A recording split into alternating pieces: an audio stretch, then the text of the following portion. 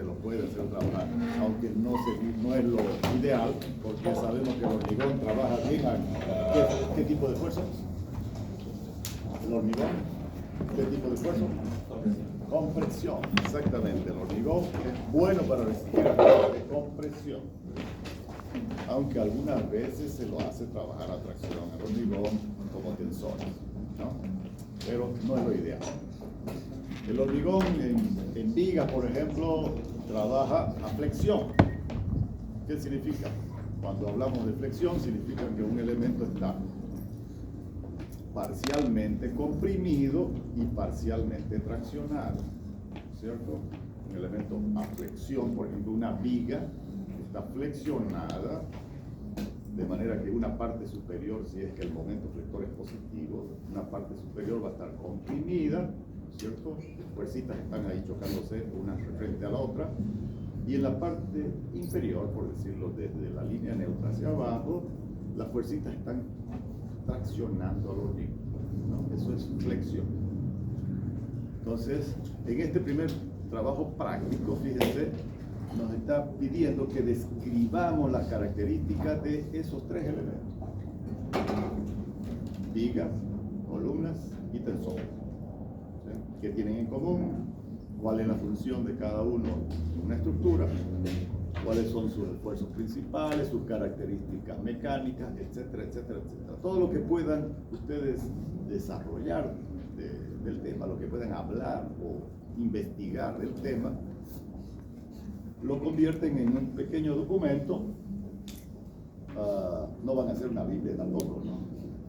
Unas cuantas hojitas suficientes, y eso lo suben en formato PDF ahí a la plataforma, ¿ya? Eso se los estoy colocando para que tenga una semana de validez. Pero si es que ustedes en la clase anterior ya habíamos dicho que los prácticos tienen una validez de una semana, pero no es que se cierra, ¿no? Queda abierto. Pueden subir después de una semana también el práctico, solo que la nota va a ir disminuyendo proporcionalmente a la distancia que vayan subiendo el práctico respecto de la fecha de cierre, ¿no? ¿Ya? Para que tengan en cuenta. Ok, entonces ahí está la descripción, ¿no es cierto?, de lo que tienen que hacer. Está ahí en el práctico, está visible, ya lo pueden ustedes ver y trabajar. Ok, en la clase anterior, ¿qué hicimos? Ya no me acuerdo. Creo que no hicimos nada. ¿Ah? Introducción, vimos una introducción, pero no me acuerdo qué hicimos. A ver, conceptos básicos, introducción a las estructuras. A ver, vamos a aplicar esto porque esto es la unidad 2, ¿no?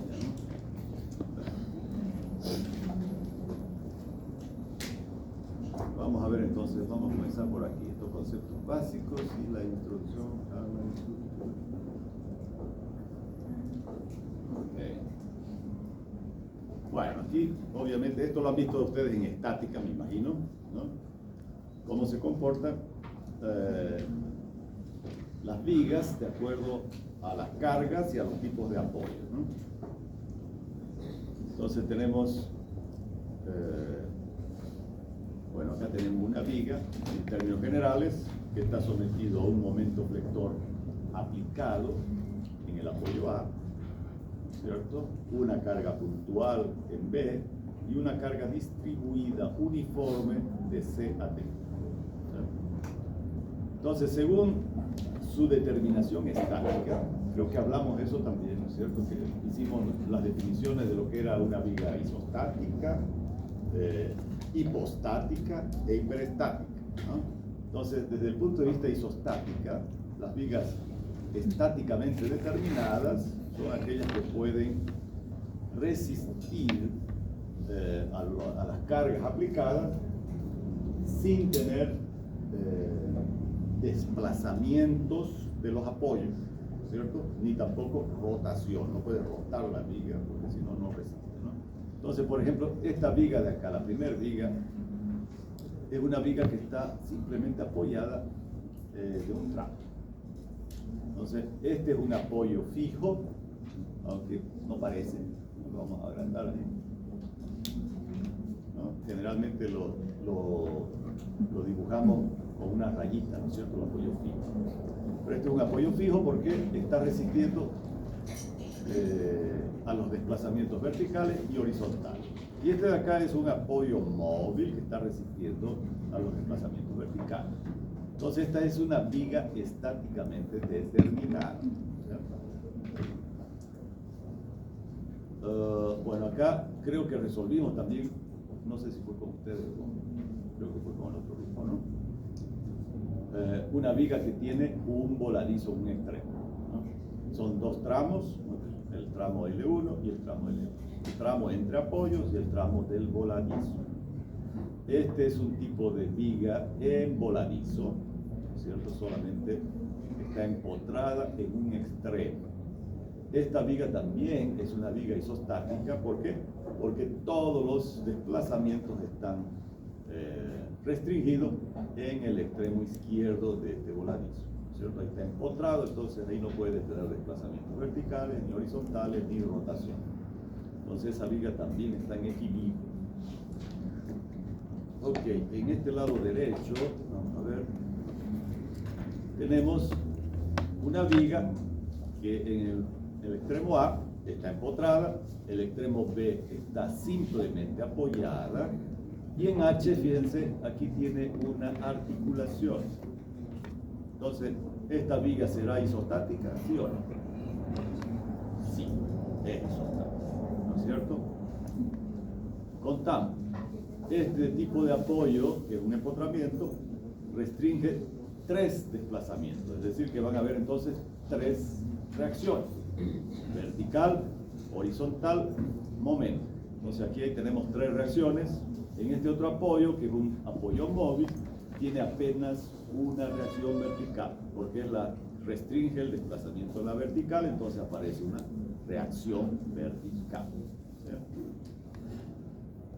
Entonces tenemos 4 incógnitas, ¿no es cierto? 3 en A y 1 en B, son 4 incógnitas. Tenemos entonces solamente 3 ecuaciones de equilibrio. Entonces, para poder determinar la cuarta incógnita, necesitamos una ecuación adicional. ¿Cuál es la ecuación adicional? Esta nos la da esta articulación. ¿Cuál es la característica de una articulación? ¿Quién me dice? En términos de esfuerzo, obviamente, ¿no? Una articulación no resiste momento flector, ¿cierto? Es libre de rotar. Entonces, cada extremo de la barra AH, por ejemplo, la otra barra BH, en ese extremo H, ambas pueden rotar libremente, vinculados por esta rótula. Entonces, la ecuación que nos falta es simplemente considerar sumatorias de momento, ya sea por izquierda o por derecha, en la rótula, ¿no es cierto?, en H iguales a 0. ¿Por qué? Porque la rótula nos permite entonces rotar y por lo tanto el momento vector final de la rótula va a ser 0. ¿Cierto? Entonces podemos hacer la cuarta ecuación haciendo sumatorias de momento, ya sea por izquierda o por derecha de la rótula, iguales a 0. Y de ahí se obtiene entonces las 4 incógnitas. Acá nos está mostrando que los momentos flectores del tramo AH no se transfieren al tramo HB, ¿no es cierto? Porque la rótula hemos dicho que el momento es 0. Entonces llegan los momentos hasta ahí, se hacen 0 y ahí otra vez se inician, digamos, nuevamente el diagrama de momento, ¿no? Entonces, ¿cómo trabaja la rótula? Permite que se transfieran fuerzas cortantes, ¿no? Es como que una viga estuviese apoyada en la otra, ¿no? Es más o menos así. Esta es una viga isostática, solamente la barra AH que está empotrada en A, ya ese tramo es isostático.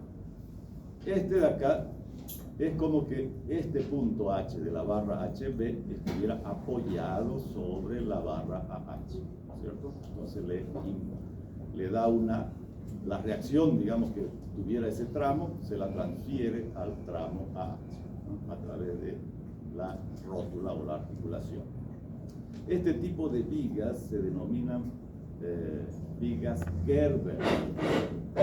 son muy útiles, no sé si lo nombré en la clase anterior, en puentes, ¿no? Las vigas Gerber se utilizan mucho en puentes. ¿Por qué? Porque en los puentes tratamos de que siempre nuestras estructuras sean isostáticas, de manera que si viniese alguna riada y alguno de los apoyos fuese afectado, ¿cierto? Puede que descienda, por ejemplo, uno de los apoyos, entonces no afecta al total de la estructura, solamente la barra. Por ejemplo, si el apoyo A descendiese un poco, ¿cierto? Se uniere por alguna situación, entonces este tramo simplemente va a acompañar el hundimiento del apoyo en A y no va a transferirle esfuerzo ninguno al otro tramo, ¿sí? En cambio, si fuese una barra hiperestática, que también creo que hablamos de eso, cualquier hundimiento de uno de los apoyos afecta al total de la estructura, ¿sí? Ok, entonces este tipo de vigas se denominan vigas Gerber. Ok, aquí están las vigas isostáticas y ahora las hiperestáticas. ¿Qué habíamos dicho de las vigas hiperestáticas? Hiper, ¿no es cierto?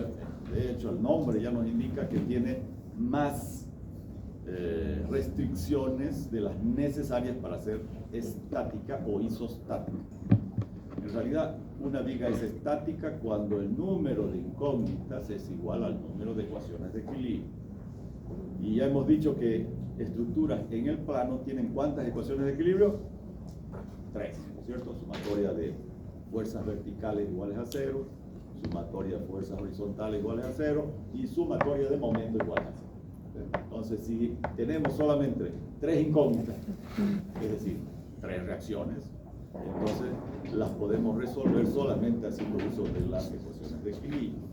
Pero si, como este caso, por ejemplo, tenemos 4 incógnitas, ¿no es cierto? Ya es una viga hiperestática y las ecuaciones de equilibrio no son suficientes para resolver las 4 incógnitas, ¿no es cierto? Entonces aquí tendríamos que utilizar algún otro recurso para poder resolver las incógnitas adicionales. En este curso ya hemos dicho que vamos a ver un método específico para poder definir las incógnitas hiperestáticas y que va a ser el método de Cross. Ese es el método que vamos a ver en este. Ok, bueno, de acuerdo al material, obviamente, vamos a tener comportamientos específicos, por ejemplo, las vigas de madera, las vigas de acero, ¿cierto? Las vigas de acero tenemos una gran cantidad de perfiles de acero, tenemos las vigas de hormigón armado, ¿no? Donde compartimos, digamos, ¿no? Las características, las mejores características de ambos materiales, ¿no? El hormigón resiste esfuerzos de compresión y el acero puede resistir también esfuerzo de compresión, pero en las vigas las hacemos fundamentalmente que resistan esfuerzos de tracción, ¿no? El hormigón armado. Las cargas, cuando se aplican sobre un área muy pequeña, se puede idealizar como una carga concentrada o una carga puntual, ¿no? Por ejemplo, aquí, ¿no? Esta es una carga puntual. Pero ¿qué pudiera ser una carga puntual, por ejemplo, en la realidad? Sí, pudiera ser una columna, si es que la apoyamos esa columna a una viga, ¿no es cierto? Pudiera ser, aunque no es lo ideal apoyar una columna en una viga, ¿no? Porque es muy riesgoso. ¿Por qué? Si rompe esa viga se cae el edificio prácticamente, ¿no? Porque las columnas son, digamos, es la parte más sensible de un edificio. Si dañamos una columna, ponemos en riesgo todo el edificio, ¿verdad? Entonces, no es muy conveniente que apoyemos columnas sobre ella, aunque algunas veces digamos que se lo hace, ¿no? Pero no es lo conveniente. Pero lo que es muy frecuente es apoyar otra viga sobre una viga, ¿no es cierto? A veces tenemos vigas sobre, no queremos colocar columna debajo porque, por ejemplo, la columna caería en la mitad de esta clase, digamos. Entonces, ¿qué hacemos? Trazamos una viga y apoyamos otra sobre esa viga y resolvemos, digamos, el problema de la longitud, ¿no? Cuando son vigas muy largas, van a tener muchas deformaciones, entonces las podemos acortar generándole trabas, ¿no? Pero Pero las vigas que se apoyan sobre vigas son elementos tridimensionales, ¿no es cierto? Y no es un punto el que se apoya. Es el ancho de la viga, digamos que está, o toda la sección de la viga, si es que están al mismo nivel, está apoyándose en la otra viga.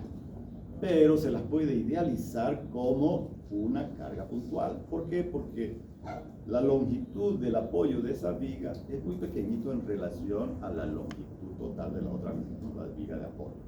Entonces, por eso que los apoyos de vigas sobre vigas se las puede modelar como una carga puntual. ¿Sí?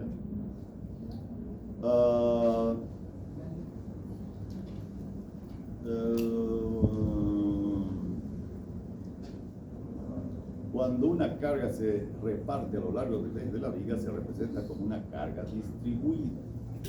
Las cargas distribuidas se miden por su intensidad, que se expresan en unidades de fuerza por unidades de distancia. Por ejemplo, ¿qué puede ser una carga distribuida? En el caso de una viga, la carga distribuida puede ser su peso, ¿no? Su peso propio. Su peso propio está distribuido en toda la longitud, ¿no? Aunque si queremos calcular, por ejemplo, las reacciones que produce esa carga, nosotros la podemos idealizar como que estuviera puntualizada en el baricentro de la sección de la viga, pero es simplemente eso, es una abstracción. En realidad es una carga distribuida. Por ejemplo, las losas, ¿qué tipo de cargas generan?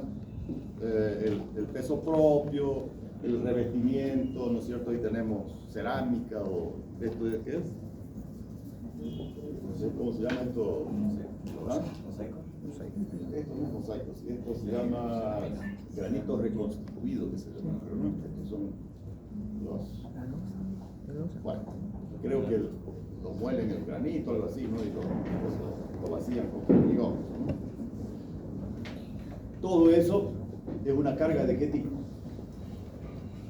Es una carga distribuida, uniforme, pero ya no es lineal, ¿no es cierto? Acá ya es superficial, porque se distribuye por metros cuadrados, ¿cierto? Acá las medimos las cargas por metros cuadrados. En cambio, una viga las medimos por longitud, ¿no es cierto? Por cada metro lineal. Si no varía esa intensidad de carga, es una carga uniforme, ¿no? Si varía linealmente, es una carga triangular, por ejemplo, ¿no? Y pudieran haber, tal vez, en otro tipo de estructuras pueden haber inclusive cargas de tipos trigonométricas, ¿no? Una senoidal, así, ¿no? Por suerte, en estructuras civiles, digamos, no existe eso. Pero si vamos a los microtransistores, a todos estos elementos ya que están sometidos a cargas magnéticas, ahí sí van a haber cargas de variación bien complicadas. Ok, entonces las cargas distribuidas entonces se miden por su intensidad, que se expresa en unidad de fuerza por unidad de fuerza. Entonces las cargas uniformes tienen una intensidad constante, ¿no es cierto? En cambio, una carga variable tiene una intensidad que cambia con la distancia a lo largo de la viga, que puede ser una carga triangular o puede ser una carga trapezoidal, también pudiera ser, ¿no es cierto? Ok, esta entonces es una carga de distribución uniforme y esta es una carga de variación lineal. ¿Sí? Ambas son cargas distribuidas, no se olviden, ambas son cargas distribuidas, solo que uno es constante, uniforme, y la otra es de variación lineal. ¿Sí? Ok, fíjense acá, es una carga trapezoidal, ¿no es cierto? Ya empieza con un valor al inicio y va aumentando hasta llegar a 10. Y lo que les decía, ¿no? Acá tenemos, por ejemplo, una carga que tiene una variación de una parábola cúbica, ¿no? Esta es una parábola cúbica. Digamos que podemos hacerla teóricamente esa carga, pero en la realidad es muy poco probable que nos aparezca una carga de este tipo, ¿no? Por lo menos en estructuras en el rango de la ingeniería civil. Ok. ¿Cuáles son las grandezas que nos interesan determinar para poder dimensionar posteriormente una estructura? Los momentos flectores y las fuerzas cortantes. Eso es importante que nosotros conozcamos cuáles son los momentos flectores o flexionantes, como les llama acá, ¿no? de cada viga y de cada carga, ¿no?, que produce sobre esa estructura. ¿Por qué? Porque con esas grandezas nosotros vamos a poder determinar la capacidad resistente de una viga, ¿no? En este caso, por ejemplo, una carga puntual va a generar un diagrama de cortante que es constante por tramos, ¿no es cierto? Si está aplicada esa carga puntual en la mitad, memoricen, el diagrama va a ser constante por tramo y valdrá T medios, ¿no? T medios hacia arriba en el primer tramo y en el tramo de la derecha T medios por debajo de la horizontal. Nosotros le damos signos a las fuerzas cortantes. Las fuerzas cortantes que están por arriba de la horizontal les damos signos positivos y las que están por debajo signos negativos.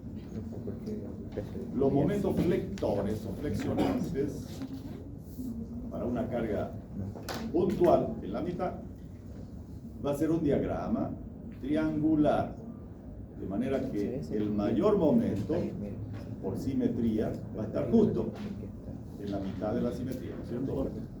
En la simetría. Y valdrá PL4. Este es el momento justo ahí en la mitad, ¿no? ¿Vale? PL4. Acuérdense, porque todos estos valores los vamos a utilizar muy seguido, ¿sí? Okay. Entonces, volviendo, la carga puntual genera diagramas de cortante constantes por tramo y momentos flectores que varían linealmente por cada tramo. Entonces, fíjense, si el diagrama es constante y el momento es de variación lineal, significa que la ecuación es un grado superior, la ecuación del momento, que la ecuación del cortante, ¿sí? Entonces acá va a depender de X y acá va a ser independiente de X, suponiendo que X sea la distancia, ¿no es cierto?, que medimos. Entonces acá, para cualquier posición de X, el cortante vale lo mismo en este primer tramo. En cambio acá, dependiendo de la distancia X, el momento va a ir variando linealmente, ¿ya? Entonces un grado superior. El gráfico del momento o la ecuación de momentos es un grado superior a la ecuación del cortante. Si tenemos una carga distribuida uniforme, ahora fíjense, aquí era constante cuando la carga es puntual y aquí varía linealmente, ¿no? El cortante ahora varía linealmente, aumentó un grado, ¿no? Ahora el cortante depende de la posición, es decir, si yo me encuentro en este punto, el cortante vale QL menos, ¿no? Si yo voy caminando hacia la derecha hasta llegar a la mitad, el cortante vale 0, ¿cierto? Entonces va a ir disminuyendo el cortante en este primer tramo a medida que aumenta el valor de X. Entonces es linealmente variable, ¿cierto? Acá era constante, acá de variación lineal. El momento flector con la carga puntual era de variación lineal y ahora es una parábola, es de segundo grado. Entonces la variación es parabólica del momento flector. Fíjense que a medida que vamos modificando las cargas, se van modificando en un grado superior los diagramas, ¿no? El cortante con cargas puntuales es constante, con carga distribuida de variación lineal. El momento flector con carga puntual era de variación lineal y con cargas distribuidas uniformes ahora es de variación parabólica. Si le aumentamos un grado más a las cargas, es decir, si hacemos que las cargas sean de variación lineal, ahora ya la carga varía linealmente, fíjense que ahora el diagrama del cortante se volvió un diagrama parabólico, ¿no? Esta va a ser una parábola de segundo grado. Entonces pasó constante, variación lineal, y ahora de variación parabólica. Y el momento, que antes era lineal, ahora es parabólico, y ahora se convirtió en una parábola, pero de tercer grado. Ya es una parábola cúbica. Entonces, aquí está, digamos, la secuencia cuando vamos modificando desde una carga puntual carga distribuida uniforme y carga de variación lineal, como podemos ver acá la evolución de los diagramas, ¿no? Del cortante y del momento flector. Entonces van sucesivamente transitando desde una carga de variación, perdón, un diagrama de variación constante, de variación lineal y de variación parabólica en el caso del cortante. Y en el caso del momento flector, entonces, de variación lineal, de variación parabólica, parábola de segundo grado, y acá una parábola de tercer grado. ¿Sí? Ok, entonces, eso sería bien que ustedes lo esquematizan en su cabeza, porque cuando les toque diagramar, ustedes ya sepan que si solamente hay cargas puntuales, los diagramas de cortantes van a ser constantes y los de momento flector van a ser de variación lineal por cada tramo, ¿no? Si ustedes ven ya cargas distribuidas, automáticamente ustedes ya tienen que saber que el cortante variará linealmente y el momento será una parábola de segundo grado, ¿no? Y acá obviamente aumentamos en un grado. El cortante ya va a ser una parábola de segundo grado y acá el momento una parábola de tercer grado. Entonces, aquí está sintetizado, ¿no es cierto?, cómo varían los diagramas de los esfuerzos cortante y momento flector en función al tipo de carga que está actuando sobre esos tramos de viga. Ok, ¿qué más? Todo esto está en la plataforma y lo pueden ver ahí, no se preocupen, porque todo está en la plataforma. Bueno, aquí hay combinación de cargas distribuidas uniformes y carga puntual. Fíjense que la carga puntual está aplicada en la misma posición en los tres casos, solo que va aumentando la intensidad, ¿no es cierto? Acá hemos representado, mientras más larga es la flecha, significa que P es mayor, ¿no es cierto? Ahí, eso quiere decir, digamos, más o menos en la práctica, ¿no? ¿Y cuál es el objetivo? El objetivo es saber cómo varía el momento flector con el aumento de esa carga puntual. ¿En función de qué? En función de la posición de ese momento máximo. Entonces, por ejemplo, acá lo que nos está indicando es que esta carga es pequeña en comparación a esta carga distribuida y por lo tanto va a haber en el segundo tramo, ¿no es cierto? En este segundo tramo, va a haber un punto donde el cortante se va a hacer cero, ¿no es cierto? El diagrama va a intersectar este eje horizontal y por lo tanto el cortante se va a hacer cero. Y por definición sabemos que si el cortante es cero, el momento es máximo, ¿no es cierto? Entonces ahí podemos calcular esa distancia, dónde está ese cortante que se hace cero, a qué posición, y podemos calcular entonces el momento máximo. ¿Y por qué nos sirve calcular el momento máximo? Volvemos otra vez al inicio, ¿no es cierto? Cuando vamos a dimensionar barras, piezas, vigas, por ejemplo, necesitamos este valor, porque con ese valor vamos a dimensionar, si fuese una viga de hormigón armado, vamos a determinar la cantidad de fierro que le vamos a poner a esa viga de acuerdo a este valor del momento. ¿Sí? Entonces nosotros dimensionamos siempre con los valores máximos. Entonces tenemos que saber en dónde se producen y cuánto vale. ¿Ya? Si nosotros aumentamos aquí la intensidad de la carga puntual, ¿qué sucede con el diagrama? Fíjense, antes este punto estaba arriba del eje horizontal, ¿no? Se puede dar que ese punto ahora quede justo sobre el eje de la barra, del diagrama, ¿sí? Justo ahí, se hace cero. Entonces, en este caso, no sé si les dije también que el grado del momento es un grado superior, obviamente, al del cortante. Eso depende de la fuerza de la carga. Sí, o sea, esto de acá depende de la intensidad de esta carga puntual, que puede darse estas tres situaciones. Entonces, si la carga es muy pequeña, hemos dicho que el momento máximo puede estar en el tramo de la derecha, ¿no?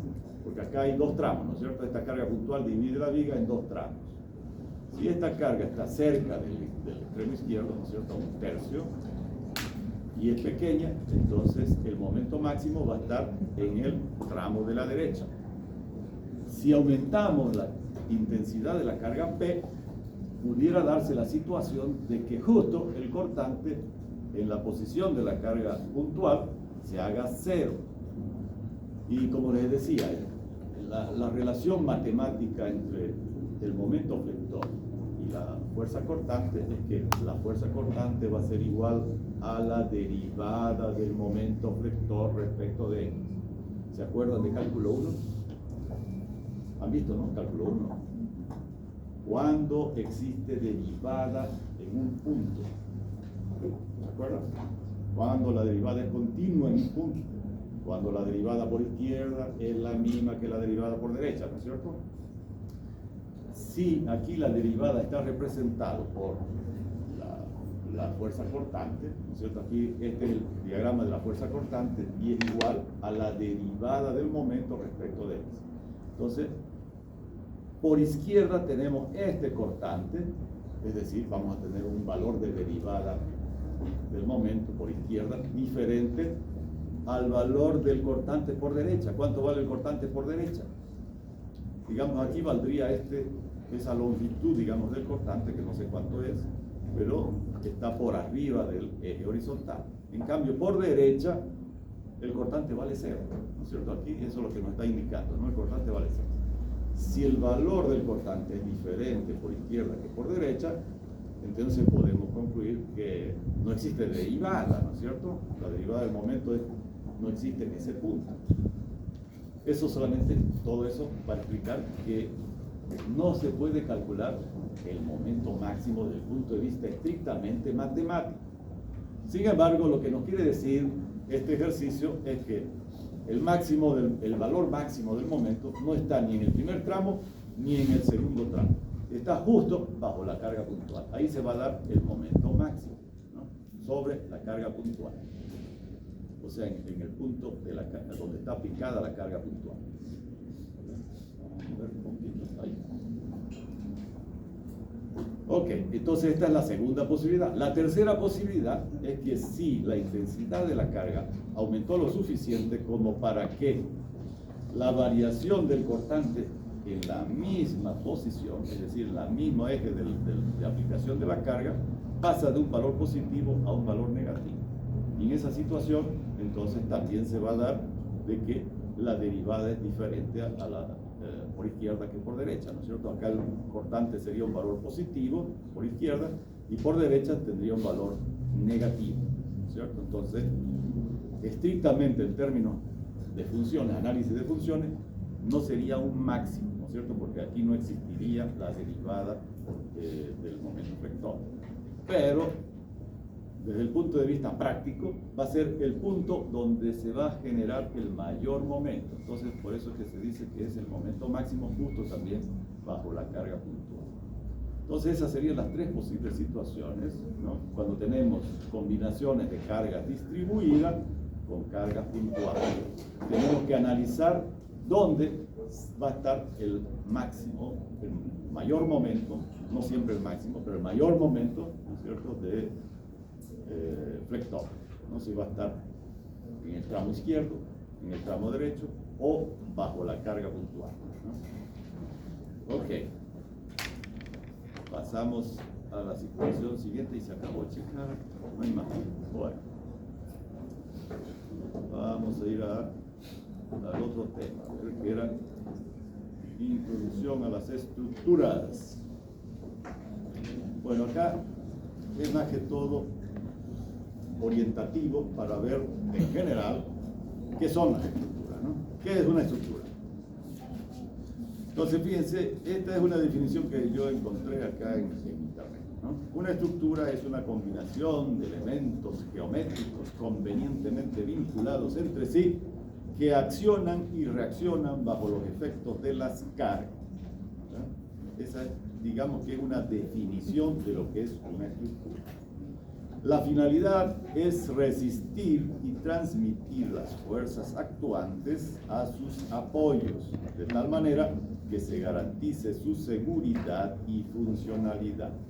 Cuando hablamos acá de seguridad, una estructura es segura, es porque no se va a caer. Eso significa seguridad, ¿cierto? Una estructura resiste las cargas sin sin caerse, ¿cierto? Sin romperse, etc.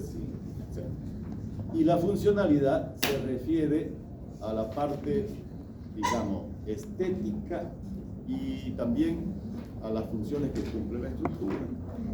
Si nosotros vemos una viga muy flexionada, a pesar de que no se va a caer, tal vez desde el punto de vista del cálculo estructural no se va a caer, pero si tiene una deformación demasiado visible que uno la pueda percibir, ¿cuál es la sensación que uno tendría de ver una viga muy deformada, ¿no? Uno, como usuario, digamos, de un edificio, y tenemos ahí nuestra losa súper deformada, una viga muy deformada, tenemos la sensación, ¿no?, de que puede estar colapsando, ¿no?, de que se puede caer, a pesar de que, como les digo, desde el punto de vista del cálculo, no esté segura esa viga, pero tiene deformaciones exageradas. Entonces, es por eso que cuando nosotros dimensionamos una estructura, dimensionamos los dos aspectos. Dimensionamos primero que la estructura sea segura y por el otro lado que las deformaciones, rotaciones, vibraciones, ¿cierto?, sean tan pequeños que no sean perceptibles a la sensación humana, ¿sí? Entonces nosotros, inclusive, las piezas de hormigón armado, nosotros las dimensionamos para que se fisuren, pero controlamos el nivel de fisuración a un nivel que no se percibe, el ojo humano, digamos, no las percibe las vigas que están fisuradas, ¿sí? Entonces, por un lado, nosotros calculamos que la estructura sea segura y por el otro lado verificamos que la estructura esté dentro de ciertos rangos normativos de fisuración, desplazamiento, rotación, etc. Ok, entonces la estructura debe cumplir obviamente esos dos aspectos, ¿no? Debe ser segura y debe ser funcional, ¿no? Ejemplos de estructuras. Bueno, aquí tenemos un montón de ejemplos, ¿no? Puentes, torres, edificios, estadios, techos, barcos, aviones, maquinaria, empresas y hasta un cuerpo humano, ¿no? Ok. Entonces acá tenemos fotos, digamos, puestas aleatoriamente, ¿no? Está aquí, creo que este es el Golden Gate, si no me equivoco. Acá está la Torre de París, un F-16 que está muy de moda ahora, y una estructura robótica, ¿no?, que pudiera ser un cuerpo humano, ¿no? Todos estos elementos tienen, obviamente, digamos, cumplen la función de una estructura, ¿no es cierto? Nuestro esqueleto, ¿cuál es la función de nuestro esqueleto? Resistir, ¿no es cierto?, todo el esfuerzo a lo que va a estar sometido nuestro cuerpo, ¿no? Ok, claro que algunos resisten mejor que otros, ¿no? Ok. ¿Qué tipo de elementos estructurales existen? Entonces ahora ya entramos a algo más específico, ¿no? Por ejemplo, existen elementos estructurales de barra, que es parte del primer práctico, ¿no? Ustedes van a investigar ahí, ¿no? Las barras pueden estar, si son elementos lineales, obviamente, ¿no? Las barras de una celosía. Fíjense, celosía es el término técnico que se utiliza para que nosotros normalmente llamamos esto, ¿cómo le llamamos esto? ¿Ah? ¿Cercha? Cercha. No es estrictamente, la cercha sería como la forma de un techo, ¿no? Pero para nosotros esto entonces es una celosía, ¿no? Es un emparillado, pudiera ser así, ¿no?, plano de barras. Ok. Entonces acá fíjense, hay un puente que tiene más o menos las características de una celosía. Entonces esta celosía trabaja fundamentalmente, los elementos de esta celosía, las barras, trabajan fundamentalmente o a compresión o a tracción, ¿no? Entonces acá probablemente la parte inferior de esta celosía va a trabajar a tracción y estos elementos de aquí van a trabajar a compresión, ¿no? Algunos de ellos van a trabajar a compresión y otros a tracción, ¿sí? Entonces, tenemos entonces los elementos estructurales de barra, ¿no? Luego tenemos los elementos estructurales de viga. Fíjense que los elementos estructurales de barra, como en la celosía, las uniones de las barras las suponemos como que estuvieran articuladas. Es decir, no vamos a suponer que existan momentos flectores en las barras. Solamente van a haber esfuerzos de compresión, esfuerzos normales, puede ser de compresión o tracción, pero no hay momentos flectores en las barras. En cambio, una viga va a estar a flexión y obviamente van a haber momentos flectores, ¿no? Pueden haber también esfuerzos normales, como está indicado acá, ¿no? La parte superior se comprime y la parte inferior se tracciona, pero fundamentalmente el trabajo va a ser a flexión, ¿sí? Entonces, una viga flexionada tiene una parte de la sección comprimida y una parte de la sección traccionada, ¿sí? Y las cargas pueden actuar en toda la longitud de la barra. En cambio, en las estructuras en celosía, generalmente nosotros colocamos las cargas, ¿dónde? En los nudos, ¿no? En los nudos, ahí colocamos las cargas. No las colocamos sobre las barras. Es decir, pudieran haber cargas sobre las barras, pero nosotros en el cálculo las suponemos actuando en los nudos, ¿ya? Ok, entonces estos son tipos de estructuras de vigas, ¿no? Que pueden funcionar, por ejemplo, en estos viaductos elevados, ¿no? Son estructuras de viga, combinadas obviamente con los elementos de la carpeta que son losas. Ok. Podemos tener también elementos estructurales de superficie, ¿no es cierto? Acá tenemos placas. Las placas generalmente tienen formatos rectos, ¿no? Rectos. Las cáscaras, curvos, ¿no? Formatos curvos. Y eso, ¿no? Bueno, acá tenemos por ejemplo, una losa también se puede considerar una placa, ¿no? Este tipo de estructura, un paraboloide hiperbólico, creo que se lo llama así, ¿no es cierto? Es una cáscara. La estructura de un auto se puede considerar también una cáscara, ¿no? Ok. Los elementos sólidos ahora, ¿no? O los elementos de volumen. Entonces, en los elementos, en las barras de celosía, los elementos son barras lineales, ¿no? En las vigas, obviamente se puede considerar la sección de la viga para el dimensionamiento, pero en los elementos de superficie tenemos que considerar entonces la superficie para su dimensionamiento, ¿no? de las placas, de las cargas. Pero hay elementos que no podemos despreciar ninguno de las tres dimensiones, que son los elementos sólidos. Por ejemplo, esto de acá se llama el estribo de un puente, ¿cierto? Que es donde se apoya el puente. Ese es un elemento masivo, ¿no? Que puede ser de hormigón armado o de hormigón simple, dependiendo de la situación en que esté, ¿no? Pero las dimensiones, tanto en un eje como en el otro eje y en la altura, son más o menos de la misma dimensión, ¿sí? Por lo tanto, no se los puede tratar ni como barras ni como elementos superficiales, tienen que ser tratados como sólidos, ¿no? Y cada uno de esos tres tipos de elementos estructurales tienen un criterio de cómo determinar los esfuerzos y cómo dimensionarse, diferentes, ¿no? Las zapatas también son un tipo de elementos sólidos, ¿cierto? Las zapatas tienen más o menos dimensiones relativamente iguales en las tres direcciones.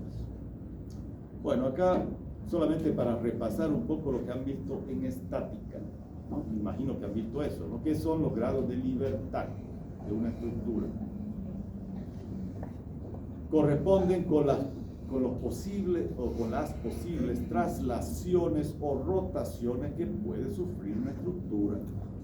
Entonces, en el plano, una estructura puede tener desplazamientos en el eje X, en el eje Y y rotaciones. Entonces, para que la estructura sea isostática en el plano, tenemos que restringir los desplazamientos en X, en Y y la rotación, ¿cierto? Eso están representadas por las tres ecuaciones de equilibrio, ¿no? Sumatoria de fuerzas horizontales 0, sumatoria de fuerzas verticales 0 y sumatoria de momentos 0. ¿Ya? Si tenemos una estructura en tres dimensiones, en el espacio, entonces ya vamos a tener que restringir 6 desplazamientos. Aquí eran 3, acá es el doble. 6 desplazamientos. 1 en la vertical, 2 en la horizontal, ¿cierto? Ya vamos a tener 2 ejes con desplazamiento, el eje X y el eje Y, ¿cierto? Y el eje Z. Y además vamos a tener 3 rotaciones. Entonces, ¿cuántas ecuaciones de equilibrio necesitamos acá? 6 ecuaciones de equilibrio, ¿cierto? Sumatoria de fuerzas verticales 0, sumatoria de fuerza en el eje X 0, sumatoria de fuerza en el eje Y 0, sumatoria de momento respecto del eje Y, respecto del eje X, respecto del eje Z.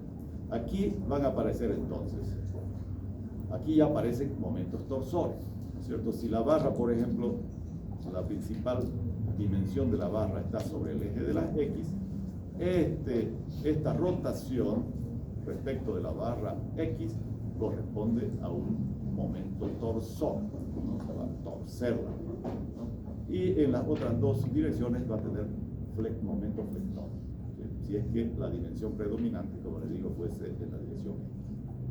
Ok, esto nosotros no vamos a ver en este curso, ¿no? Solamente vamos a quedarnos con estructuras en el plano, nada más, ¿no? En dos dimensiones. Las deformaciones de las estructuras debido a cargas externas se estudian en el equilibrio restringiendo los grados de libertad de dicha estructura. Entonces, ¿quiénes restringen los desplazamientos de una estructura? Los apoyos, ¿no? Los apoyos son los elementos entonces que restringen los desplazamientos de una estructura. Entonces, en el plano, una estructura tiene 3 desplazamientos, 3 posibles desplazamientos. Y tenemos que restringir esos 3 desplazamientos, ¿ya? Para que la estructura esté en equilibrio estático. Ok, ¿cómo son los apoyos de una estructura? Por ejemplo, ¿cómo es un apoyo simple? Que se llama acá de primer género o tipo 1, ¿no? Por ejemplo, acá este apoyo simple impide el movimiento vertical, es decir, en el eje Y. Y se representa de manera simple por un triangulito con una rayita nomás, ¿no? Horizontal. Si queremos le ponemos una ruedita para indicar, ¿no? Que tiene la posibilidad de desplazarse en la horizontal, ¿no es cierto? Este sería nuestro apoyo simple. En este caso, fíjense, este es un puente metálico que se está apoyando en un extremo en un tipo de apoyo simple, ¿no? Toda esta estructura de acá metálica tiene una rótula acá en la parte superior, digamos, del apoyo, ¿cierto? Que le permite entonces tener rotación a toda esta viga que se apoya en ese elemento, va a poder rotar libremente, ¿sí? Y le permite además, ¿no? Tener un pequeño desplazamiento en la horizontal. Acá no se puede ver, pero acá hay un tipo de apoyo, ¿no? Que le permite deslizarse, digamos, con un tope. Tiene tope en ambos extremos, ¿no? Acá hay un tope y acá hay otro tope. Entonces la estructura podrá tener pequeños movimientos en la horizontal por efectos que pudieran ser la temperatura, por ejemplo, ¿no? La temperatura en estructuras metálicas, cuando sube la temperatura, la estructura se dilata, entonces va a crecer la estructura, ¿no? Si hace mucho frío, se comprime. Entonces, este tipo de apoyo les permite a esta estructura metálica tener pequeños movimientos en la horizontal, ¿sí? Este sería entonces un apoyo móvil. ¿Y cómo se traduce ese apoyo móvil, por ejemplo, en una estructura real, ¿cierto? Ok. El otro tipo de apoyo es un apoyo fijo, ¿no? Un apoyo del tipo 2, un apoyo fijo, nosotros lo llamamos apoyo fijo, ¿no? ¿Por qué? Porque no puede desplazarse ni en la vertical ni en la horizontal. ¿no? Acá está representado ese apoyo fijo por este elemento, ¿no es cierto? Esta columna de acá nos le impide que la estructura se desplace en la vertical en ese punto, y como se puede observar acá, está súper empernado con esta estructura metálica, de manera que tampoco va a tener movimiento horizontal, pero tiene acá un elemento de, fíjense que esta es una rótula, ¿no? Que se la percibe más o menos, ¿no? Ahí tenemos, ¿no?, este elemento de acá que le permite que el puente pueda tener rotación, ¿sí? Entonces, un apoyo fijo típico, digamos, que solamente en el caso de estructuras metálicas se las puede diseñar de esa forma, ¿no? Entonces, acá claramente este punto, digamos, de apoyo no tiene desplazamiento ni en la vertical ni en la horizontal, pero le permite tener rotación, ¿sí? Ok. Entonces, ese es un apoyo fijo, ¿no? Ok. ¿Qué es un empotrado? Entonces, un apoyo del tipo de empotramiento o apoyo tipo 3. El empotramiento restringe los dos desplazamientos, ¿no?, en la horizontal y el vertical, y además la rotación. Entonces, fíjense, un tipo de estructura, ¿no?, o esta chapa, digamos, que está súper empernada, no sé si son pernos, estos son, ¿cómo se llama? Remache, parece, ¿no? Está súper remachada a estas otras estructuras de la parte del puente.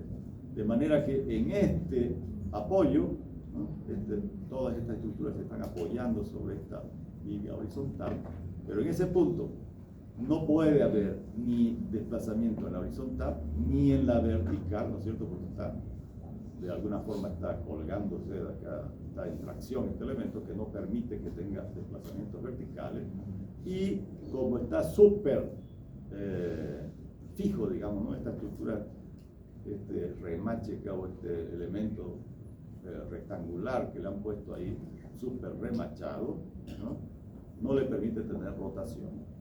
Entonces, podemos suponer que el tipo de apoyo acá es un apoyo empotrado. No tiene desplazamiento ni en X ni en Y, y tampoco rotación. Ok, entonces estamos tratando de relacionar, ¿no es cierto?, lo que hemos visto, los tipos de apoyo que vemos, pero que es muy difícil verlo o percatarse en la realidad cómo funciona, ¿no es cierto? Entonces hemos tratado de relacionar los tres apoyos con elementos donde es más fácil verlos en los elementos metálicos, ¿no? Ok, entonces acá se ve la parte inferior de esa estructura, o la parte superior de esa estructura, esta estructura en realidad, como está súper vinculada y que no permite desplazamiento vertical. Ok, las estructuras pueden tener mecanismo, hay estructuras que pueden tener mecanismo. Entonces, ¿qué es un mecanismo? Un mecanismo es cuando parte de la estructura o el total de la estructura puede tener ya sea desplazamiento o rotación, ¿no? Por ejemplo, acá este elemento estructural lo hemos vinculado en un punto para restringir los desplazamientos en la vertical y en la horizontal.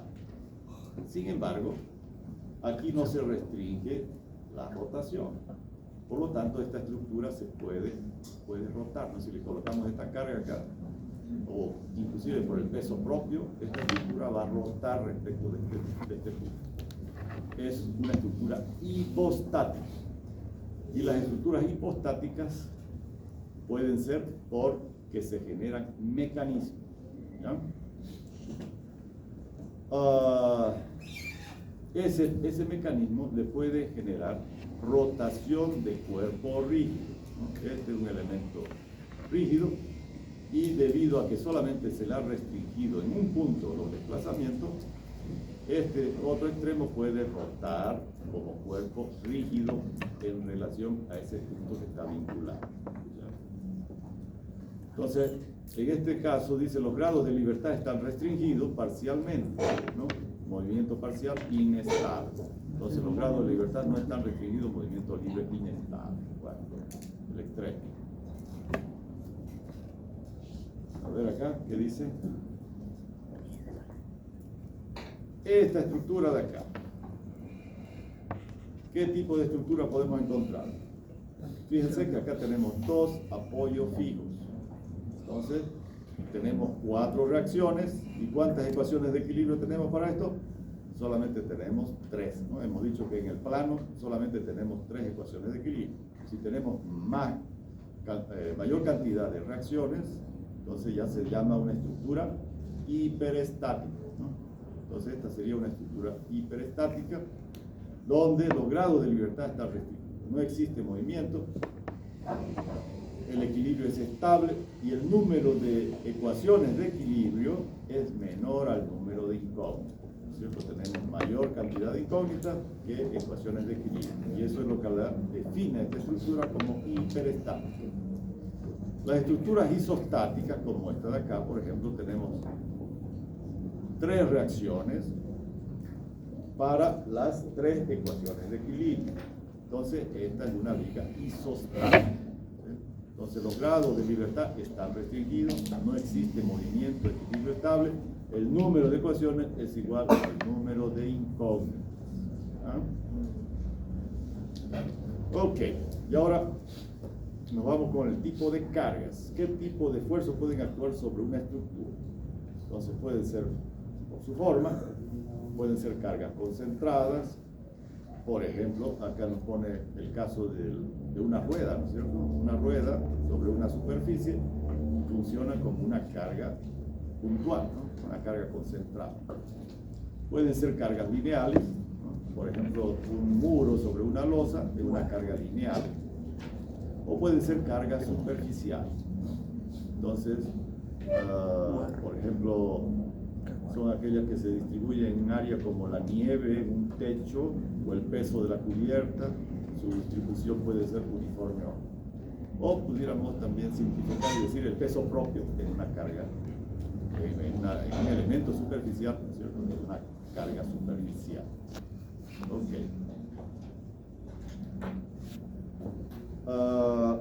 ¿Qué tipo de esfuerzos pueden actuar sobre una estructura? Entonces acá lo está clasificando por el tiempo de aplicación. Pueden haber cargas estáticas, ¿no? O cargas dinámicas. Una carga estática básicamente se define aquella que no genera aceleraciones en la estructura, ¿no es cierto? Es que está ahí de manera estática, sin movimiento. Una máquina sobre una losa, por ejemplo, al funcionar la máquina, genera movimiento, aceleración, ¿no? Esa es una carga dinámica, ¿no? Que pueden ser cargas de impacto o cargas repetitivas, ¿no? Por su origen, pueden ser cargas gravitacionales, ¿no? Gravitacionales se refiere a aquellas que se afectan por la gravedad, ¿cierto?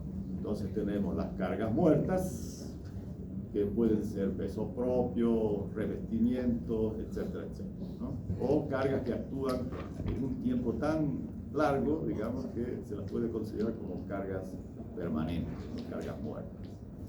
Las cargas vivas son aquellas que pueden estar un tiempo y después desaparecen. Por ejemplo, ustedes, ¿no? Acá los estudiantes son cargas vivas sobre esta losa.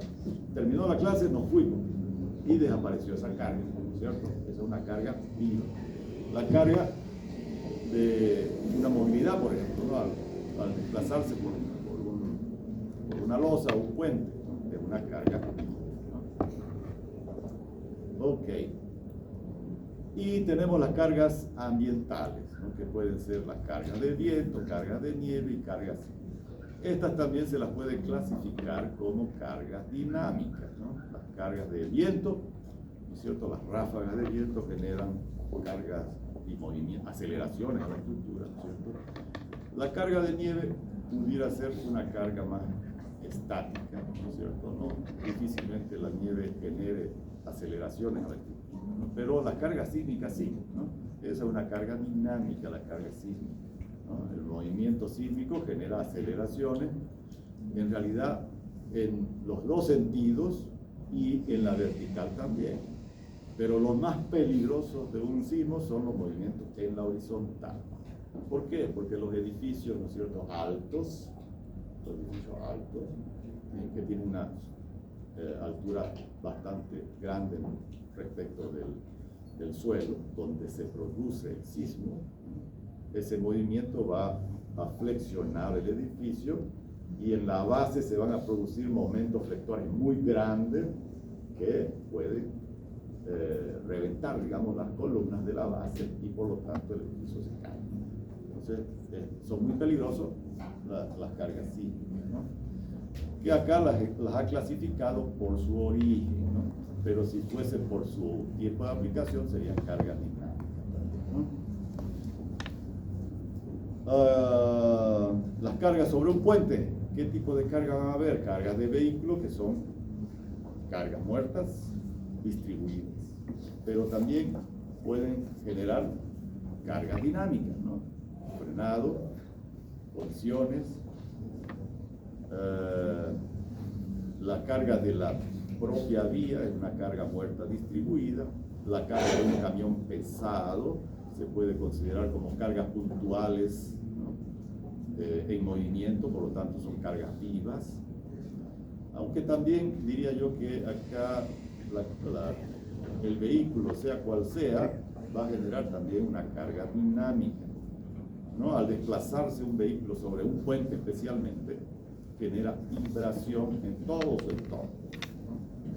Entonces son de alguna forma cargas dinámicas también, ¿no? Cargas de vehículos. Ok, se acabó la diapositiva esta. Bueno, yo tenía preparado esos dos temas, que es es la unidad 2, ¿no? La unidad 2. Y acá tengo una clase grabada, pero no se le voy a poner, obviamente, ¿no? Solamente si es que hubiera mucho humo y no pudiéramos pasar clases, entonces ya les pongo clases grabadas. Ok.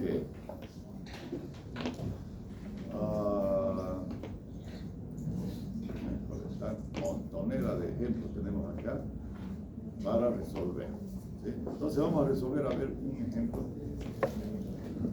Algunos de los ejemplos, a ver qué no sé qué hemos puesto acá, vamos a ver qué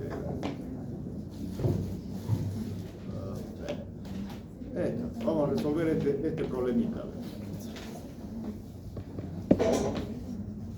Una carga, ¿o ya hemos resuelto? No hemos resuelto, ¿no? Ningún ejercicio todavía. No.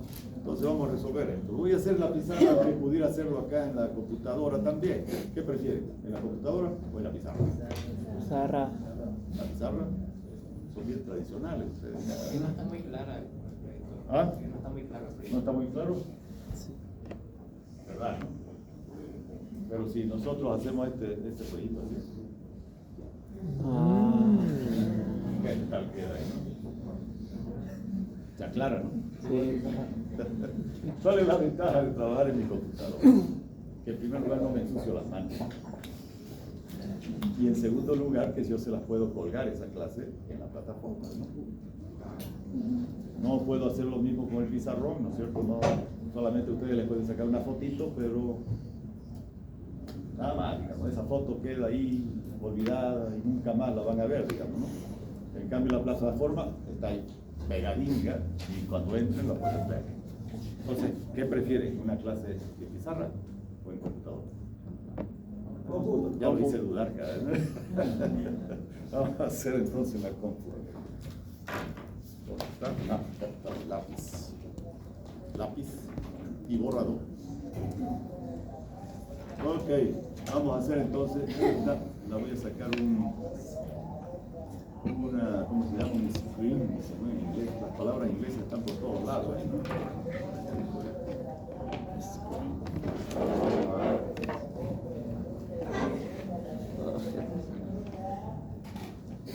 ¿Qué quiere decir? A ver, ahí sacamos una fotito y nos vamos a nuestra pizarra virtual. y lo pegamos.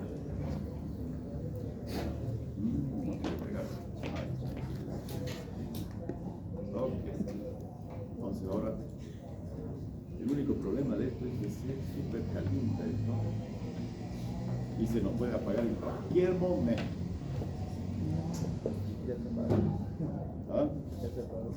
¿Ah? Ya se desconectó, carácter. Este es el enchufe que está también mal. Y eso nos da problemas. El voladizo, que tiene un voladizo, ¿no es cierto? El voladizo, este es el voladizo. Y tiene, ya está, aquí se han colocado el número de tramos. ¿Quiénes definen acá los tramos? Las cargas puntuales, ¿cierto? Cada carga puntual acá nos está dividiendo en el tramo. Esto ya ahora es el COP, es la proyectora que se recalentó o se quemó. Bueno, voy a tener que hacerlo en la pizarra, no queda dentro. No sé qué distancia. 2 metros, 4 metros y 2 metros. 1 y 3.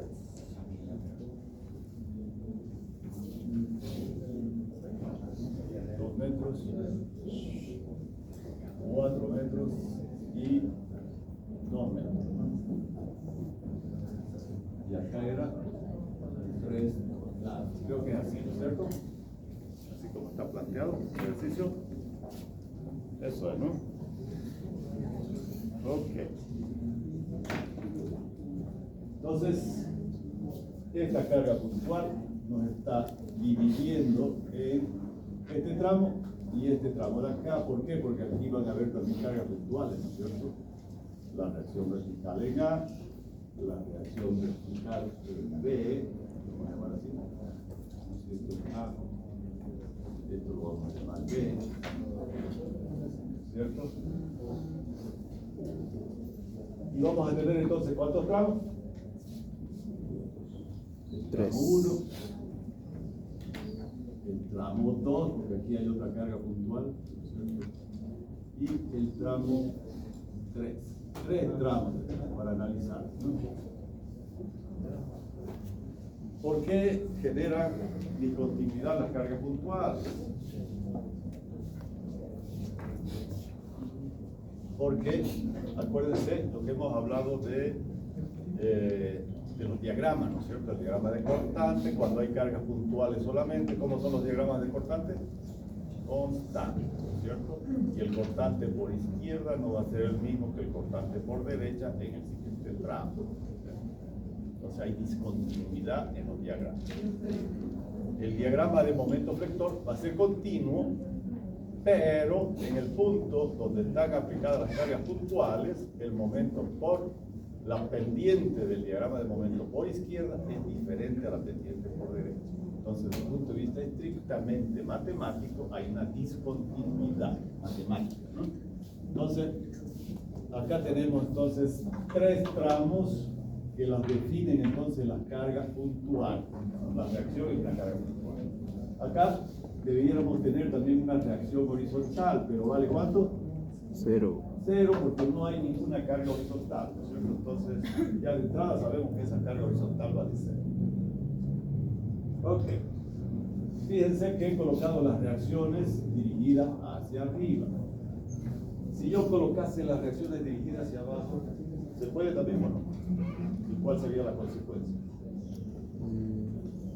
Peso negativo. ¿Se puede o no se puede?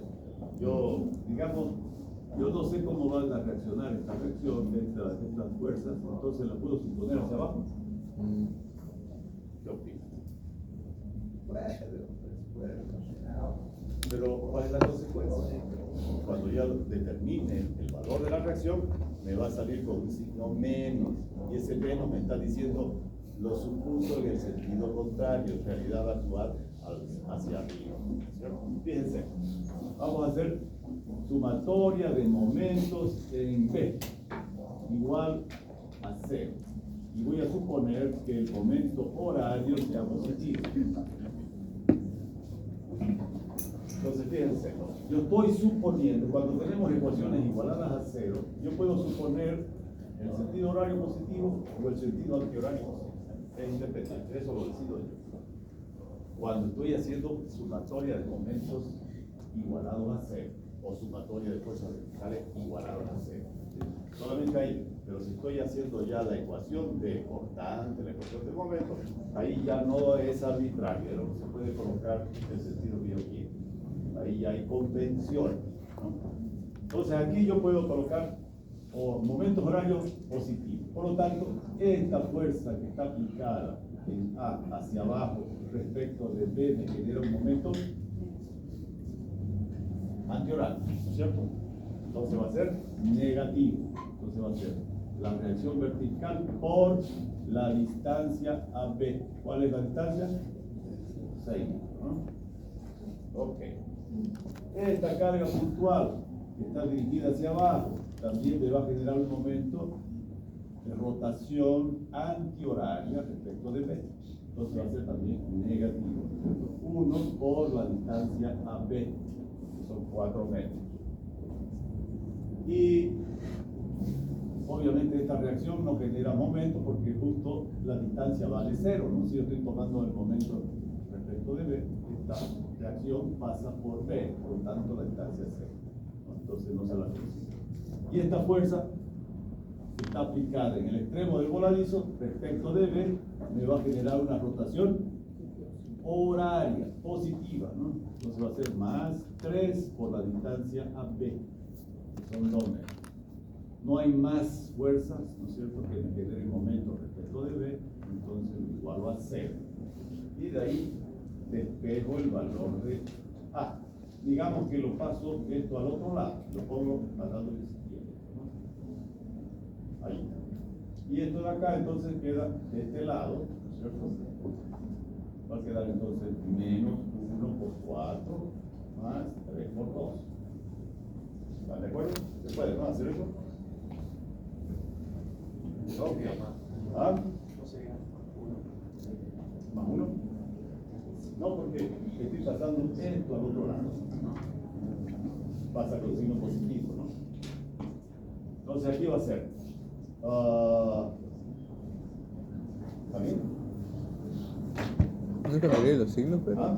No cambiaría el signo de menos 1 por 4 a más 1. De menos 1 más 4. Si paso esto al otro lado, sí, ¿no? No está pasando ya. Si pasara esto al otro lado, ahí sí, ¿no? Sí. Ahí cambiaría, ¿no? Pero si paso esta parte de acá al otro lado, Ahí sí. ¿quién cambia?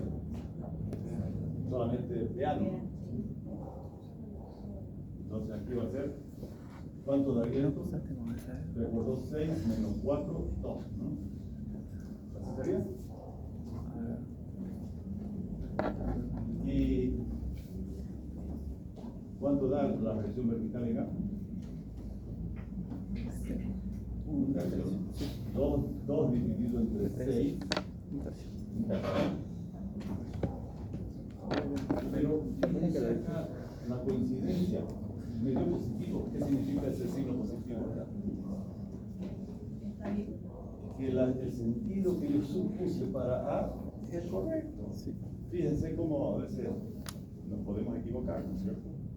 Yo inicialmente estaba suponiendo que eran arriba, pero en realidad aquí me está indicando como este valor es positivo, esta reacción está hacia abajo.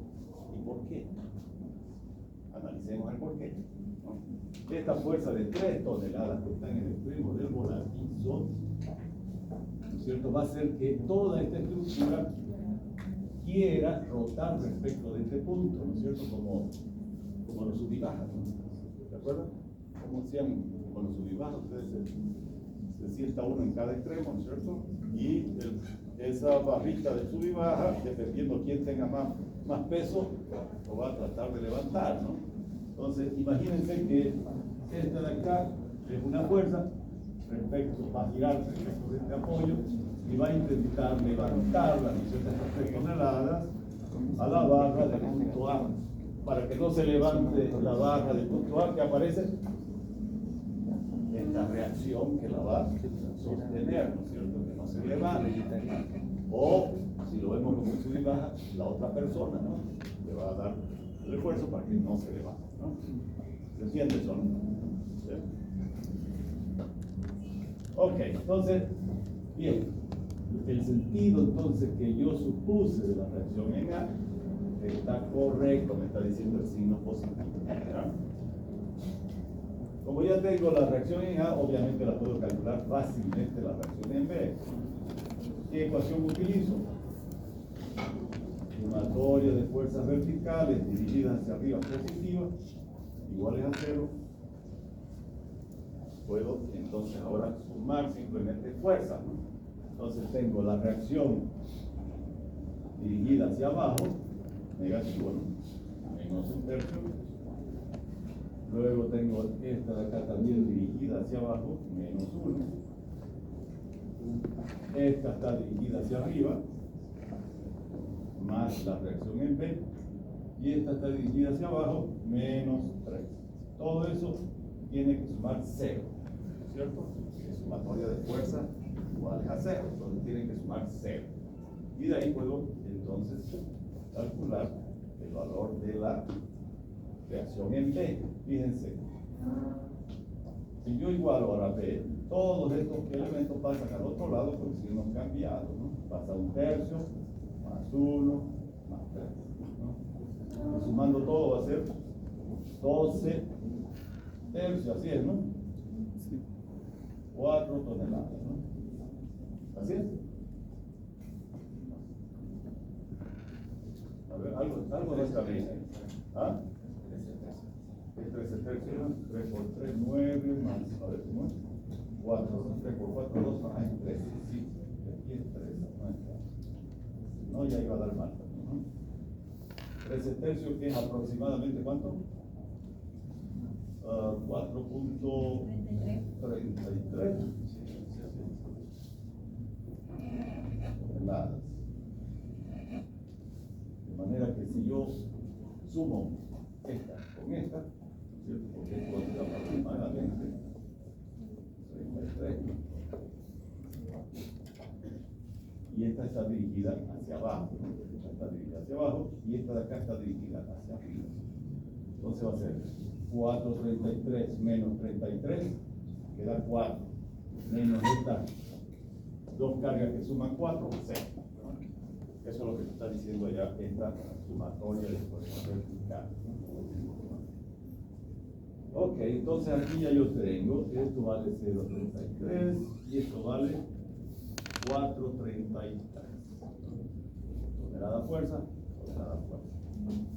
Ok, ya tengo las reacciones, ahora tengo que analizar los tramos. Y es aquí donde la cosa se complica un poquito, pero en realidad es para mejor, ¿sí? Porque el proceso que les voy a explicar es repetitivo y siempre es el mismo, ¿ya? Entonces, vamos a analizar los esfuerzos por tramos. Entonces, vamos a analizar el tramo 1. ¿Sí? ¿Cuál es el tramo 1? Este de acá, ¿no es cierto? Que va desde el apoyo A hasta la carga puntual de 1 tonelada. Entonces, voy a dibujar un pedacito de ese tramo. ¿Sí? Voy a dibujar acá este tramo y lo voy a cortar antes de llegar a la carga puntual, ¿cierto? Lo corto ahí y coloco todos los esfuerzos que hay a la izquierda del tramo. En este caso solamente tenemos esta reacción y nada más, no hay más.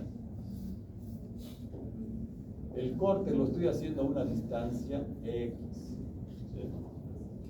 Y a la derecha del corte, fíjense que estas serían las cargas externas, y a la derecha del corte estarían las cargas o los esfuerzos internos. Estos serían los esfuerzos internos. Fíjense la convención de signos. Cuando estamos analizando los esfuerzos internos, estos deben estar en el sentido opuesto a las cargas externas, ¿no? Entonces, un cortante positivo a la derecha del corte está dirigido hacia abajo. Y un momento flector positivo es antihorario. Todo lo contrario de lo que viene por derecha, ¿no es cierto? Cargas dirigidas hacia arriba son positivas, momentos horarios son positivos. Pero como estos son esfuerzos internos, tienen sentido contrario a los esfuerzos externos. ¿Ya? Entonces, estos serían los sentidos positivos a la derecha del corte. Entonces, el objetivo es calcular cuánto vale, digamos que a la distancia X, ¿no? Pero ese X lo omitimos aquí en el dibujo para no sobrecargarlo mucho, ¿no? Y lo colocamos sí en la ecuación. Y en la ecuación ya, la ecuación es con la convención obligatoria o tradicional, cuando estamos analizando las cargas externas. Momentos positivos son horarios y fuerzas positivas son dirigidas hacia arriba. Entonces, en este caso, esta reacción acá respecto del corte me va a generar un momento antihorario. Por lo tanto, va a ser positivo o negativo. Negativo. Entonces va a ser menos 0,33. ¿Por qué distancia? ¿Cuál es la distancia? X. 2 metros sería el extremo, ¿no? Pero le hemos puesto una distancia cualquiera, X. Entonces, en este tramo, ¿cuánto puede valer X? ¿Cuál va a ser los valores que puede tomar X en el tramo 1? Va a ser menor o igual a 0, obviamente aquí estaría el 0, ¿no? Y menor o igual a ¿cuánto? A 2 metros, ¿no es cierto? Que es la longitud del tramo. Entonces, en esta ecuación yo puedo darle valores a X entre 0 y 2 y voy a obtener el valor del momento en cada punto que yo tome el valor de X. Ya no puedo tomar un valor mayor a 2, no puedo, porque me estoy saliendo y me estoy entrando al tramo 2, ¿cierto? Entonces el tramo 2 o tramo 1 es hasta 2, nada más, ¿no? Y eso es lo que me dice acá, ¿no? El cortante, nos acordamos cómo era el diagrama del cortante cuando hay cargas puntuales solamente, es constante, ¿no? Entonces acá hacemos sumatoria de fuerzas verticales a la izquierda del corte, dirigidas hacia arriba positiva. En este caso tenemos solamente esta única fuerza que está dirigida hacia abajo y por lo tanto es negativa. No hay más, porque es sumatoria de fuerza nada más, ¿no? Entonces, la única fuerza a la izquierda del corte es esa reacción en el apoyo A. ¿Listo? Ahora, y aquí viene lo interesante, voy a resumir los valores del momento efector y el cortante en los extremos del tramo, ¿ya? Es decir, voy a poner estos dos límites, ¿no? 0 y 2, y voy a calcular para cada valor de X cuánto vale el momento y el cortante. Entonces, cuando X vale 0, ¿cuánto vale el momento? 0. Menos 0, digamos, ¿no? 0. Y cuando X vale 2, ¿cuánto vale el momento? Menos 0,66. En realidad debería ser 0,67, pero vamos a poner 0,66. Cuando X vale 0, ¿cuánto vale el cortante? Recuérdense, esta es una ecuación del tipo constante, ¿no? Esta es de variación lineal, ¿no? El diagrama de momento varía linealmente y el cortante es constante. Quiere decir que no depende del valor de X. Para cualquier valor de X entre 0 y 2, el cortante vale lo mismo, ¿no? 0,33 y 0,33. ¿Ya? Listo, hasta ahí ya terminé el análisis del tramo 1, me paso al tramo 2. Y aquí viene lo interesante, ya me voy a olvidar del tramo 1 y voy a considerar solamente desde el final del tramo 1 hasta antes de llegar al tramo 3, es decir, hasta antes de llegar al apoyo B. Entonces voy a hacer un corte a una distancia X, nuevamente, pero ahora el inicio del tramo está justo donde está la carga puntual de 1 tonelada. Ahí comienza el tramo 2 y ahí la incluyo entonces esa carga puntual. Fíjense que el corte anterior la corté antes, ¿no es cierto?, de la carga puntual. Por lo tanto, la carga puntual ahora está actuando al inicio del tramo 2. Entonces, X va a tomar valores nuevamente desde el inicio, que lo voy a considerar 0, ¿hasta cuánto? Hasta la longitud del tramo, ¿no? Hasta 4 metros. Esos son los valores posibles de X. Ok, pero para omitir el tramo 1 tengo que hacer algo. ¿Sí? Fíjense que acá está el tramo 1, ¿no? Tengo esta fuerza de 0,33. Aquí calculé yo la reacción que va a ser hacia arriba, que vale 0,33. Y el momento flector, que acá es antihorario, por lo tanto acá va a ser horario, ¿no es cierto? 0,33 por 3 dio 0,66. Cuando yo paso al siguiente tramo, donde está aquí la carga de 1 tonelada, tengo que transferir estos esfuerzos finales, se los transfiero al inicio del tramo siguiente. ¿Cómo los transfiero? Por el principio de acción y reacción. ¿Se acuerdan de la segunda ley de Newton? Si yo aplico una fuerza a un objeto, el objeto reacciona con la misma intensidad y sentido contrario, ¿no es cierto?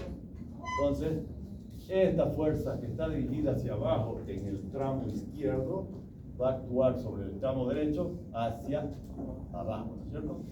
Está hacia arriba, actúa hacia abajo en el tramo izquierdo. Este momento flector que está girando en sentido horario, cuando se transfiere al otro tramo, gira en el sentido contrario, ¿no es cierto?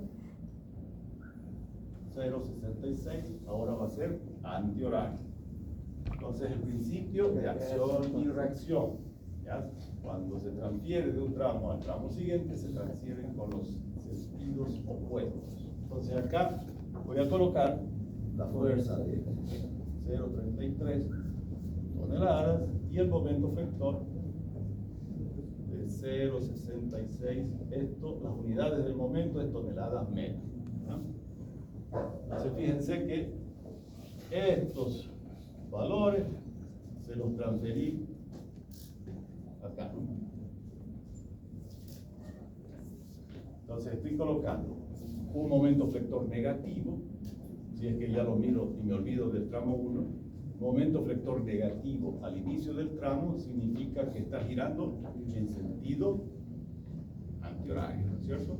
Como lo he colocado acá, ¿no? Negativo, antihorario. Y por eso que ya no le coloco el signo acá, ¿no? Lo mismo, una fuerza dirigida hacia abajo es negativa, ¿no? Esta es la fuerza constante y aquí actúa como una fuerza y ya no le pongo el signo acá, porque ya le estoy colocando el sentido de la fuerza, ¿no? Está actuando hacia abajo. Ese signo, eso es lo que me indica, ¿no? El sentido de la fuerza. Entonces acá ya yo no le coloco el signo. Ok, borro esto de aquí para que no nos perjudique. Y acá, esto de aquí es por convención y por lo tanto es constante. Siempre lo voy a poner de la misma forma. Entonces, el cortante a la derecha del corte, el cortante positivo dirigido hacia abajo y el momento flector positivo en sentido antihorario. ¿Por qué? Porque estos son los que van a equilibrar a los que están del otro lado. Entonces, hago la ecuación de momento nuevamente a la distancia X. Y tenemos ¿quién? Al inicio tenemos este momento flector que está girando en sentido antihorario. ¿Sí? Entonces va a ser menos 0,66. Como ya es momento, no necesita multiplicarse por ninguna distancia. Ahora tenemos estas dos fuerzas que están dirigidas hacia abajo, ¿no? Entonces, los voy a poner así juntas, ¿no? Menos 1 y menos 0,33 multiplicado por la distancia al corte, ¿no? Que es por X. Obviamente aquí va a ser ¿cuánto? Menos 1,33. Entonces aquí lo pudiera escribir así, ¿no? Menos 0,66 menos 1,33X. Esa sería la ecuación de momento.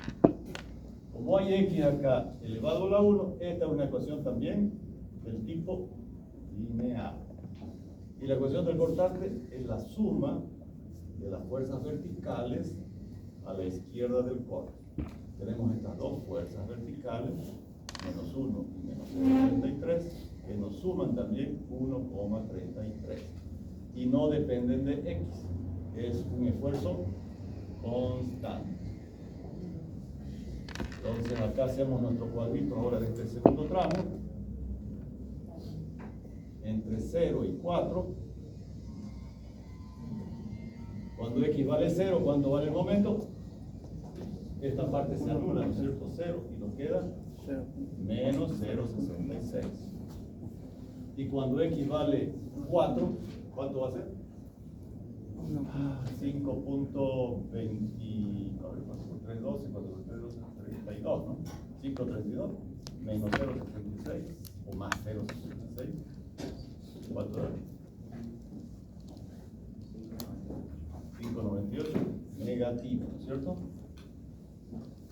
5.98. Digamos que debería dar 6 exacto. ¿Por qué sé yo que debería dar 6 exacto? Porque si yo miro acá, el momento que produce esta fuerza, desde la derecha hacia la izquierda, 3 por esta distancia, ¿cuánto debería dar? 6, ¿cierto? 3 por 2, 6. ¿Por qué hay esta pequeña diferencia? Porque estamos trabajando con decimales, ¿no? Estamos aproximando los valores con 2 decimales. Entonces, estamos cometiendo un pequeño error de redondeo. Y por lo tanto, el momento que debería de llegar acá 6 exacto, llegó con 2 centésimas de error. ¿Sí? Es un error de redondeo, no es un error de cálculo, es un error de redondeo.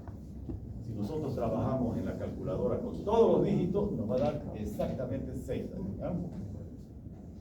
El cortante es constante, como su nombre lo indica, y por lo tanto, en las dos casillitas colocamos el mismo valor.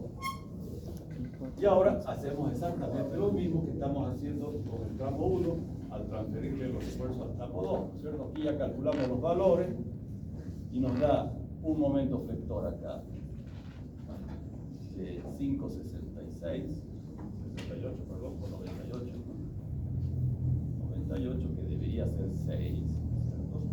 Y tenemos esta fuerza cortante dirigida hacia arriba, ¿no? De 1,33.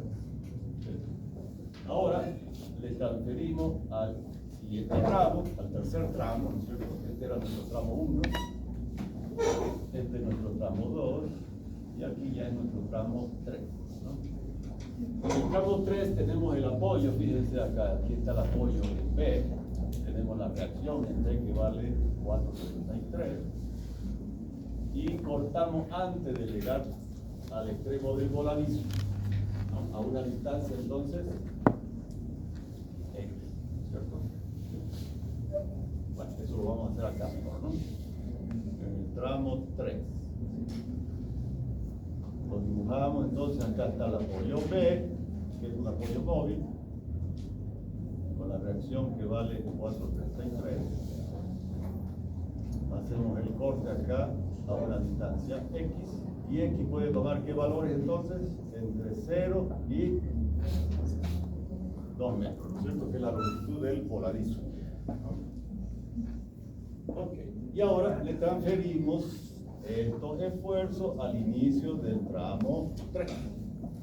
Momento vector negativo, ¿no? Momento vector negativo antihorario, que vale 5,98, que debería ser 6, ¿cierto? Voy a poner así, como aproximadamente 6 para que no haya confusión. Y tenemos una fuerza cortante negativa dirigida hacia abajo de 1,33. ¿Sí? Y nuevamente aquí calculamos las variaciones de los esfuerzos internos a la distancia X del momento y el cortante. Entonces, vamos a considerar el momento flector.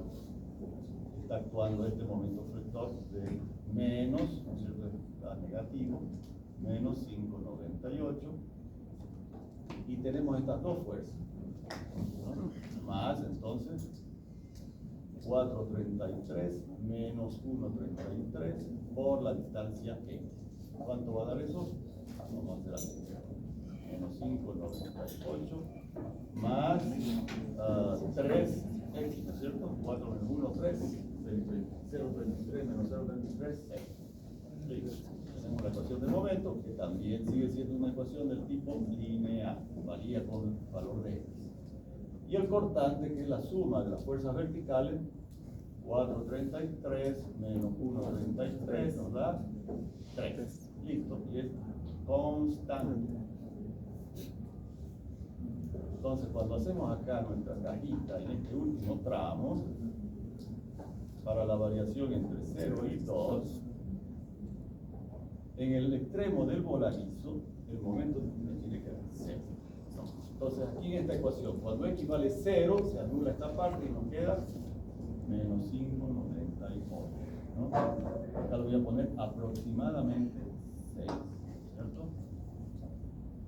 Y cuando x vale 2, va a ser 3 por 2, 6, menos 5,98, ¿cuánto da?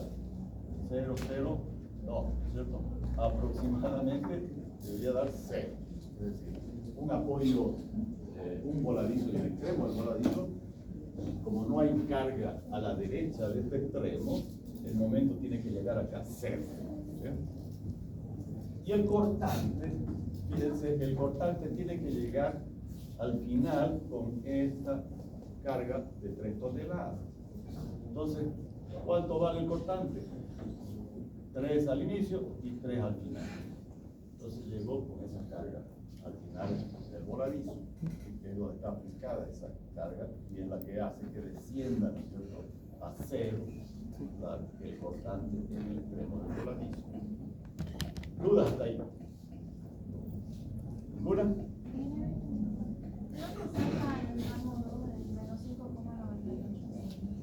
El menos 5,98. Este de aquí es simplemente reemplazando acá, ¿no? Es la que suma. Para x igual a 4.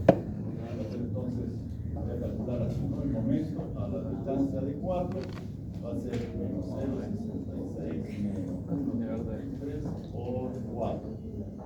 Es el derecho. ¿Cuánto da esto?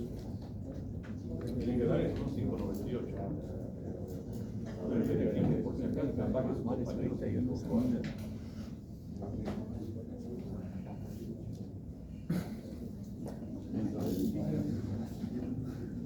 Vamos a hacer a la garganta.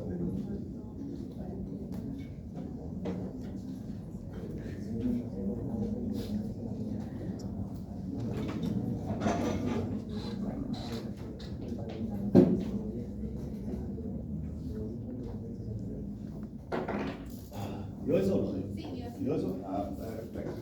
Entonces quiere decir que lo hemos hecho. No se equivocaron sus compañeros. Perfecto. Ok, entonces fíjense que este es un procedimiento repetitivo. ¿Ya? Siempre vamos a hacer esto, ¿no es cierto? Esto. Siempre. Repetitivo. Y siempre vamos a hacer esta cajita al final, ¿no es cierto?, de cada tramo, al inicio y al final de cada tramo, para saber cómo varían los esfuerzos internos en ese tramo. Entonces ya con esas cajitas nosotros podemos hacer los diagramas. Entonces voy a borrar esta parte de acá para hacer los diagramas debajo de la figura. ¿Sí? Bueno, ¿está bien? ¿Está bien? Foto, cara. Y esto se apagó y creo que se ha quedado, ¿no? Ya no hay mucha cara.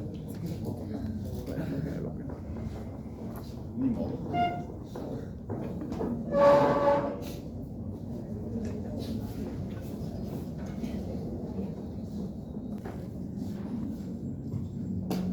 La distancia X comienza en cada tramo al inicio y el final del primer tramo. Inicio del segundo tramo, final del segundo tramo. Inicio del tercer tramo, final del tercer tramo. ¿Cierto? Entonces, nos fijamos simplemente en la casillita del cortante del primer tramo. Acá dice menos 0,33. Cortantes positivos siempre los graficamos por arriba de horizontal y los negativos por debajo. Entonces, en alguna, Sería abajo. ¿cómo se llama? Y a la otra punta. En alguna escala, nosotros medimos ahí los 0,33 por decir, ¿no? Ustedes ya tendrán su escala y en su hoja, ¿no? Hacia abajo, ¿cierto? Porque es negativo, ¿no? Y es constante en todo el tramo, ¿no? O sea, que llega acá a 0,33 al extremo. Luego pasamos a la siguiente casilla. Al inicio del siguiente tramo, 1,33 negativo y 1,33 negativo al final del segundo tramo. Quiere decir que acá se viene por aquí, por aquí, acá, 1,33 aquí, y permanece constante hasta llegar al final del segundo tramo. Luego llegamos al apoyo P, donde aparece la reacción. Esa reacción sube ¿cuánto? 4,33, ¿cierto? Sí. Entonces, ¿a cuánto se fue el cortante? A 3. A 3. ¿Cierto? Entonces va a subir hasta acá. Sube Bueno, arriba. acá en mi escala ya se saldría, así que Y para allá así atrás. que lo hacemos en escala obviamente, ¿no? Y acá permanece constante y llega a 3. Y acá la fuerza que está aplicada ahí hace que el diagrama vuelva otra vez a 6, ¿cierto? Toda esta parte del diagrama está por debajo, tiene signo negativo y esta parte tiene signo positivo.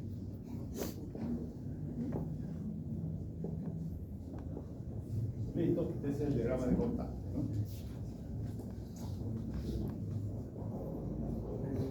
Y ahora hacemos el diagrama de momento vector. Vamos a hacer acá. Pero sacamos Momento vector. El cortante acá lo estamos trabajando en toneladas, esas son las unidades. ¿Sí? Y el momento vector tiene qué unidades?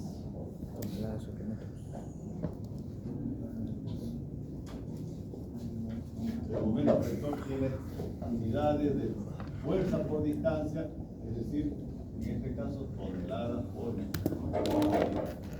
Lo mismo al inicio y al final del primer tramo, inicio, final del segundo tramo, inicio, final del tercer tramo, ¿no? El momento se grafica al revés del constante, negativo por arriba, positivo por abajo, ¿no? Entonces comenzamos con la primera cajita. Al inicio del primer tramo, el cortante vale, o como el momento vale 0. Justo ahí, ¿no? 0. Luego, al final del primer tramo, el momento vale 0,66 negativo. Negativo por arriba. Entonces, vamos a decir que esté por acá, ¿no? 0,66. La variación de esta ecuación es lineal. ¿Qué significa? que va Y yo puedo trazar una línea recta, listo, ¿no? Ya está definido el diagrama del primer tramo. Paso al segundo tramo. Al inicio del segundo tramo, 0,66, es decir, parte desde el punto donde llegó el segundo tramo. Y al final del segundo tramo vale menos 5,98. Dice por acá, ¿no? 5,98. Y la variación también es lineal. lineal. Ok, y finalmente me voy al tercer tramo. El momento al inicio es el mismo valor que el valor anterior, 5,98, y al final es aproximadamente 0. Listo, todo el diagrama está por arriba, por lo tanto todo el diagrama tiene signo negativo. Los signos del diagrama, fíjense, se los ponemos, los signos de los esfuerzos los ponemos dentro de los diagramas, no en los valores. Los valores los dejamos sin signo y el signo se lo colocamos dentro del diagrama. De esa manera yo sé que todos estos valores de acá son signo negativo. Todos estos valores de aquí, signo negativo, y todos estos valores de acá, signo positivo. Entonces el signo se lo coloca en el diagrama y Y los valores se los colocan sin signo, ¿no? Los valores numéricos. ¿Sí?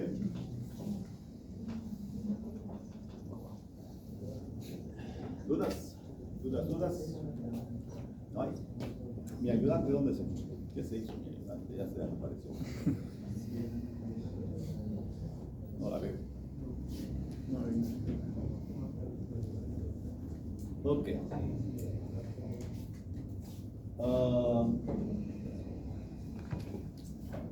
Debería darle un práctico más, ¿no? De todo esto.